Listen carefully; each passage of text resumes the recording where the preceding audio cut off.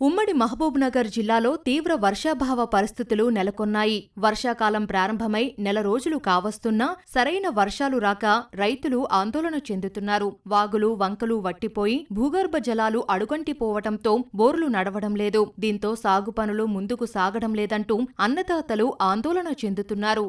పోయిన సంవత్సరంకి ఈ సంవత్సరానికి వర్షాకాలం చూసుకుంటే రోని కార్తీ నుంచి మేము పంటలు సాగు చేసేవాళ్ళము.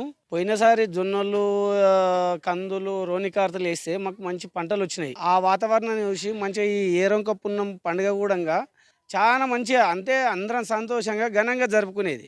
ఈరోజు చూస్తే కనీసము ఒక 100%ల 10% కూడా జొన్నలు వేయలేగే. అయితే అటువంటి చిలకలు మొత్తం బీడ్లే ఉన్నాయి. ఇప్పుడు వర్షాకాలాన్ని చూసి మేము తుకాలు పోసుకునేది, వరి నాట్లు పెట్టుకోనికి.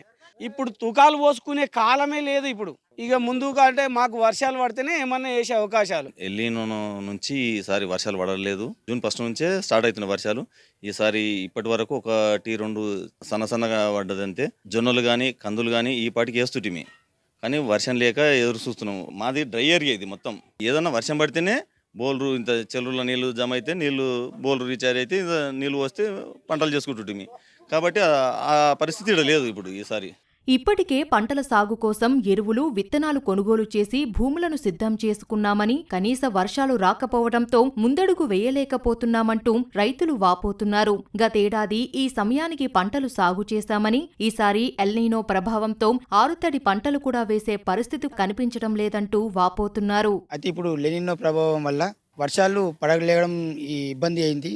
రైతులు ఇప్పటికే కందులు కానీ జొన్నలు కానీ పంట చేతికి వస్తుండే. ఇప్పుడు ఆ ఎల్నీనో ప్రభావం వల్ల పంటలు మొత్తం ఓడుబట్టి ఎండిపోతున్నాయి. పశువులకు గ్రాసం లేదు, వాటర్ లేదు. 10% 22% కూడా వాటర్ లేవు చెరువుల కుంటల.